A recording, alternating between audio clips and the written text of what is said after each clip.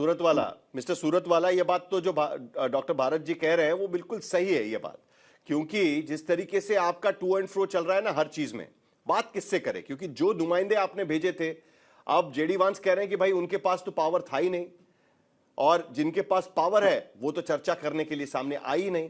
तो आखिरकार मुस्तफा खामेनी के नुमाइंदे है कौन कि जो आकर बात करे, डिसीजन ले सके? और पूरी दुनिया ने देखा कि एक तरफ अरागची ट्वीट करके कहते हैं, सोशल मीडिया पर कहते हैं कि ये देखिए अब होर्मुज खुल गया है, और उसी पर आईआरजीसी कहती है कि भाई ये गलत है, इस तरीके से आप सोशल मीडिया पर मत डालिए, अभी तक खुला नहीं है, और उसका खामियाजा भारत को भुगतना पड़ता है। 17 तारीख को घोषणा होती है कि होर्मुज खुल गया है। 17 से 18 के बीच में 20 जहाज वहां से जाते हैं, उसमें भारतीय पोत भी होता है। लेकिन जैसे ही 18 तारीख को आईआरजीसी का ट्वीट आता है, आईआरजीसी सोशल मीडिया पर कमेंट करता है, उसके बाद भारत के शिप पर भी आप फायर करते हैं। यहां पर आपके भारत में जो ईरानी राजदूत बैठे हुए हैं वो कहते हैं कि भाई भारत तो हमारा दोस्त है, उनसे हम टोल नहीं वसूल करेंगे, और ये फायरिंग भी हो रही है। तो बातचीत किससे हो? कौन? 5 लोगों के नाम हमने सामने रखे हुए हैं, हम टीवी स्क्रीन पर भी चला रहे हैं, उसमें से किससे बात होनी चाहिए? आप भी जरा आपकी भूमिका साफ बताइए। बिल्कुल बिल्कुल, मैं जिस तरह से ईरान की न्यूज एजेंसीज को फॉलो करता हूं और वहां के रिपोर्टर्स और लोगों से कांटेक्ट की बुनियाद के ऊपर मैं आपके सामने कुछ पॉइंट रखना चाहता हूं। सबसे पहले जेडी वांस का लेकर जो नाम लेकर आपने एक पॉइंट को जिक्र किया कि जो ईरान की टीम आई थी वो सक्षम नहीं थे फैसला लेने के लिए, उन्होंने आपने इस तरह से कोट किया है। लेकिन अगर जेडी वांस का वो 3-4 मिनट का अगर प्रेस का रिलीज आप देखेंगे, जिसमें वो खुद खड़े होकर एक बयान देते हैं और कहते हैं कि 6 मरतबा या 12 मरतबा या शायद 12 मरतबा से ज्यादा मैंने अमेरिकन प्रेसिडेंट रूबियो और दूसरे लोगों से बात किया। साथ साथ में उन्होंने थोड़ी देर के बाद नेतन्याहू का भी नाम लेकर कहा कि मैंने उसको पूरी अपडेट किया है। तो पूरी दुनिया ने उनके इस बयान को देखा कि उनके बयान से ये वाज़ेह होता है कि अमेरिका का वाइस प्रेसिडेंट भी जब बात करने के लिए आता है तो हर मिनट पर वो मजबूर था दूसरों को रिपोर्ट करने के लिए और वहां से फैसला लेने के लिए। तो सबसे कम इख्तियार के साथ में जेडी वांस वहां पर आए थे। ईरान ने अपनी तरफ से कोई नई डिमांड को उस टेबल के ऊपर नहीं रखा था, कोई नई चीज उनकी तरफ से नहीं थी। मुझे कुछ मिनट सेकंड्स दीजिएगा, मैं अपनी बात रखना चाहता हूँ। 8 अप्रैल को ईरान ने ये कहा था कि हम ये चाहते हैं कि हमारे एक्सेस ऑफ रेजिस्टेंस के ऊपर हमला बंद होना चाहिए। एक्सेस ऑफ रेजिस्टेंस का जो ड्राफ्ट था उसको ट्रंप ने रिपोस्ट भी किया था अब्बास अरागची का, जिसमें ये लिखा हुआ था। साथ साथ में पाकिस्तान के प्राइम मिनिस्टर मेंशन करते हैं कि लुबनान भी सीज फायर का हिस्सा है। तो सबसे पहले अगर किसी ने उस स्टॉक को नुकसान पहुंचाया है तो लुबनान के ऊपर हमला न बन करके अमेरिका और इसराइल ने नुकसान पहुंचाया है।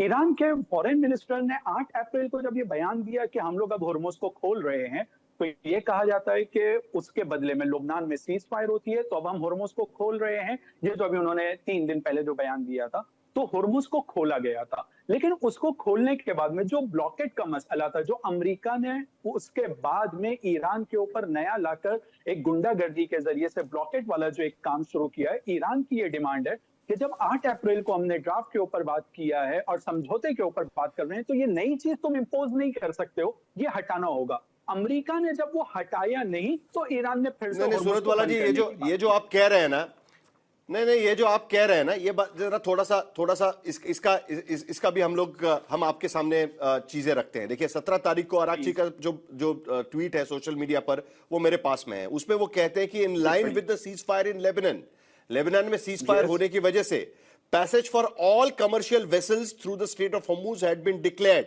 Completely open. ये उनका स्टेटमेंट आता है। 17 और 18 के बीच में 20 जहाज जाते हैं, और 13 या 14 तारीख को भी स्टेट ऑफ होर्मुज से जहाजों की आवाजाही चल रही थी, लेकिन पूरी तरीके से खोल दिया गया है, यह बयान आता है। अब उसके बाद आईआरजीसी के तरफ से स्टेटमेंट आता है उसी सोशल मीडिया पोस्ट पर कि जो ट्वीट या सोशल मीडिया पोस्ट अरागची के तरफ से किया गया, विदेश मंत्री के तरफ से किया गया है, वो बैड एंड इनकंप्लीट ट्वीट है। Bad and incomplete. तो दुनिया को तो ऐसे लगेगा कि सिविलियन लीडरशिप कि जिसमें एक तरफ राष्ट्रपति है पेजेश्कियान, दूसरे उनके साथ में अरागची है, और आपके जो पार्लियामेंट के अध्यक्ष है, स्पीकर है, वो एक तरफ है, और दूसरी तरफ आईआरजीसी है, और बाकी गालिबाफ, और ये 3 लोग एक तरफ है, और दूसरी तरफ आपकी आरबी के लोग हैं। यही कहीं ना कहीं मैसेज जाएगा ना। जी साहिल जी, आपने अच्छे पॉइंट्स की तरफ इशारा किया।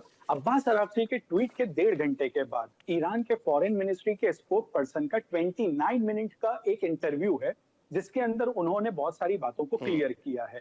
उन्होंने उस बातों के अंदर जो 29 मिनट का उनका एक इंटरव्यू है, बकारी नाम है उनका, आप सर्च कर सकते हैं, आपकी रिसर्च टीम भी, उन्होंने क्लियर आकर ये कहा है कि अमेरिका ने हमको ये कहा है कि सीज फायर हो रही है, जिसके बदले में हम होर्मुज के स्ट्रेट को खोलेंगे और ये ब्लॉकेड भी खत्म किया जाएगा। लेकिन अमेरिका ने जो ब्लॉकेड खत्म करने का वादा किया था बैक ऑफ द डोर, उसको पूरा नहीं करने की वजह से ईरान ने फिर से अमेरिका की वादा खिलाफी के ऊपर बंद किया, ये कहते हुए कि ऐसे कैसे हो सकता है कि तुम्हारे सबकी शिप्स जाए लेकिन हमारी ओरिजिन या हमारी डेस्टिनेशन वाली जो शिप है उसको आने जाने का मौका ना मिले। तो चूंकि हम पर पाबंदी बरकरार है तो ये अब हम नहीं होने देंगे कि हमारी शिप्स बंद रहे बाकी सबकी जाए। तो जो हमने जंग के मैदान में अचीव किया है वो टॉक या टेबल के ऊपर हम गंवाना नहीं चाहेंगे। इस वजह से ईरान ने दोबारा बंद किया है। आपने बिल्कुल सीक्वेंस को सही से बयान किया, लेकिन ये ब्लॉकेड जो 8 अप्रैल के बाद मैं और एक सीक्वेंस आपके सामने रखता हूं और एक सीक्वेंस आपके सामने रखता हूं। देखिए 14 अप्रैल तक 45 जहाज होर्मुज से बाहर निकल के आ गए, वो सीक्वेंस भी हम यहां पर चला रहे हैं। 17 तारीख को जो मैंने ट्वीट आपको पढ़ के बताया, ईरानी विदेश मंत्री ने कहा कि होर्मुज खुल गया है। 18 अप्रैल को 17 और 18 के बीच में 20 जहाज होर्मुज से निकल कर आते हैं। 18 अप्रैल को ही ईरानी सेना ने भारतीय जहाजों पर हमला किया और कहा कि होर्मुज खुला नहीं है। अमेरिका और भारत का क्या लेना देना?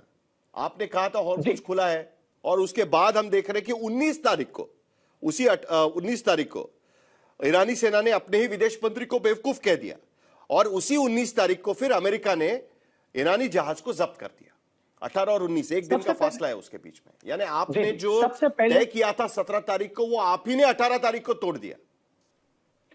बिल्कुल, हमने तय किया था छोड़ने के लिए। हमने मतलब ईरान के मीडिया में जिस तरह की खबर आई, मैं इंडियन हूं लेकिन मैं ईरान की मीडिया को आपके सामने और उनकी बातों को कोट कर रहा हूं, तो उन्होंने जो डिसाइड किया था, उन्होंने ब्लॉकेड खत्म होने की वजह से उन्होंने फिर पाबंदी लगाई है। और इंडिया के जहाज के साथ जो वाकया हुआ है वेसल के साथ में, उसके लिए इंडियन ऑफिशियल्स ने भी और ईरानी ऑफिशियल्स ने भी हमले का नाम नहीं लिया है। ऑफिशियल्स के मैं बयान की तरफ कहना चाहूंगा। और फिर उसके बाद में जब ईरान के राजदूत को और एम्बेसडर को भी यहाँ पर बुलाया गया था इंडिया की फॉरेन मिनिस्ट्री में, तो अपनी चिंता जताने के ऊपर और फिर इंडिया की तरफ से एक एडवाइजरी जारी हुई है। तो मुझको लगता है कि इंडिया और ईरान के रिलेशन इतने मजबूत और इस तरह के हैं कि ये दोनों डिप्लोमेटिकली उसको हल कर रहे हैं। रही है अमेरिका की तरफ से, वो तो ठीक है, लेकिन आज की स्थिति में अमेरिका के साथ आपके बिगड़े हुए रिश्ते, लेकिन स्ट्रेट ऑफ हॉर्मुज बंद करने की वजह से पूरी दुनिया कहीं ना कहीं ये सोचने लगी है कि आखिरकार ईरान क्या कर रहा है। एक तरफ घोषणा करता है कि हम खोलेंगे, आपकी सिविलियन लीडरशिप कहती है कि होर्मुज खोल देंगे, मिलिट्री लीडरशिप कहती है कि होर्मुज बंद कर रहे हैं करके। और इसी वजह से रविंदर सचदेव, आऊंगा आपके पास मुस्तफा जी, लेकिन रविंदर सचदेव, दो चीजें कंटेंशियस नजर आती है इस पूरे मामले को लेकर। एक तो स्टेट ऑफ होर्मुज और दूसरा यूरेनियम कैपेसिटी जो उनकी एनरिचमेंट है उसको लेकर। अब तो ईरान यह भी कह रहा है कि रशिया के पास भी हम नहीं रखेंगे उसको, जो भी है हम किसी को नहीं सौंपेंगे, और वो आउट ऑफ द टेबल है। किसी भी तरीके से हम चर्चा में भी उसको लाना नहीं चाहते। चर्चा कैसे आगे बढ़ेगी? ये दो मुद्दे हैं, उसमें से किसी एक ही मुद्दे पर चर्चा हो पाएगी। नहीं, आपने जैसे कहते हैं ना, nail on the head strike करा है। बेसिकली इन दोनों को मैं एक्सपैंड करता हूं थोड़ा सा। इस जंग ने एक नया सुपर वेपन पैदा किया है जो आज से पहले हमारी दुनिया में ना था, ना सोचा जाता था, ना मिलिट्री सेंस में था भाई न्यूक्लियर बॉम्ब होता है, हाइपरसोनिक मिसाइल होते हैं, कोई लेजर बॉम्ब निकलेगा। अब एक नए बॉम्ब का पैदाइश हो गई है और ये बॉम्ब बैटल टेस्टेड भी है। इसके खिलाफ बड़े अटैक हुए, पूरी अमेरिकी सेना ने कर लिया, पर फिर भी ये जो वेपन है ये कायम रहा, और ये वेपन है हॉर्मुज स्ट्रेट। अब इस पूरे हादसे के बाद 3 महीने बाद जो भी हो, शांति हो, व्हाटएवर हो, आने वाले वर्षों के लिए ये एक सुपर वेपन बना रहेगा ईरान के पास। थोड़ा डायल अप किया, टेंशन बढ़ाया, डायल डाउन किया, इसे 1 मिनट साइड में रखते हैं। और बाय द वे, इसको देख के दुनिया के बाकी देश भी लेसन सीख रहे हैं कि कहाँ क्या करा जा सकता है, कि एक समुद्री जो सप्लाई रूट है उनको पूरा ब्लॉक करके। नाउ कमिंग टू द पहला one, I think economic blockade के जरिए आप काउंटर करिए, ये एक नई स्ट्रेटेजी यहां पर नजर आती है। हाँ, नैरो वाटरवे हो, उसको आप कमर्शियल शिपिंग को थ्रेटन कर दो, आपने जुगुलर मतलब गला दबोच लिया। Right now coming to uranium, वहां पे ट्रंप को जो प्राइस चाहिए ना, प्राइस देखिए न्यूक्लियर वेपन तो ईरान पे है नहीं, शायद था भी नहीं, उसकी बात सब अलग हो रही है। रेटरिक में कह रहे हैं हाँ जी नहीं बनना पड़ेगा। ट्रंप को जो प्राइस चाहिए उसे वो चाहिए जो इनका 900 पाउंड 60% एनरिच यूरेनियम है और करीब 400 पाउंड 20% यूरेनियम है। आप इमेजिन कीजिए कि वो ड्रम्स में भरा हुआ हो, तेहरान एयरपोर्ट पे पड़ा हो, अमेरिकन कार्गो प्लेन खड़ा हो मिलिट्री, और उस पे वो लोड करके उड़ा के ले जाया जा रहा हो। ट्रंप को वो विजुअल और वो प्राइस चाहिए अब कि मैंने कब्जा कर लिया। That is the win that he wants now. उस आइडियल सिनेरियो में प्रॉब्लम यह है कि ईरान मेरे विचार से शायद कभी वो करेगा नहीं, क्योंकि होगा तो नेशनल डिग्निटी नेशनल सॉवरेनिटी कतई होगा। सरेंडर कर दिया आपने तो मतलब खड़े होकर अपना सारा भेज दिया। तो प्रॉब्लम उस की एरिया में है। अगर वो किसी तरह सॉल्व हो जाए, उसे मिडिल पाथ आ जाए, तो आई थिंक बाकी चीजें सॉर्ट आउट हो जाएंगी। हॉर्मूज का भी ब्लॉकेड खुल सकता है, बट ये मेमोरी रहेगी ईरान के पास और गल्फ के देशों के पास भी कि ये तो अब ईरान के शैडो के नीचे आ गया है। जहां तक रही बात पैसे की, पैसे 3 एलिमेंट है क्विकली पैसा जहां से ईरान को मिल सकता है, वो भी वर्कआउट हो सकता है। एक है कि सैंक्शंस रिमूव कर दिए जाए, दूसरा है ईरान का कुछ पैसा कतर में पड़ा है और कुछ बाकी देशों में पड़ा है। अमेरिका वाला पैसा वापस नहीं तो आएगा पिछली बार तो अमेरिका ने कह दिया ना कि इस पर तो चर्चा ही नहीं है। ईरान की तरफ से वही दावा किया जा रहा था कि कतर में जो हमारे फंड्स पड़े हुए हैं वो हमें दिलवा दीजिएगा, जो एसेट्स हमारे फ्रीज किए हुए हैं वो हमें दिलवा दीजिएगा, वो खोल दीजिएगा।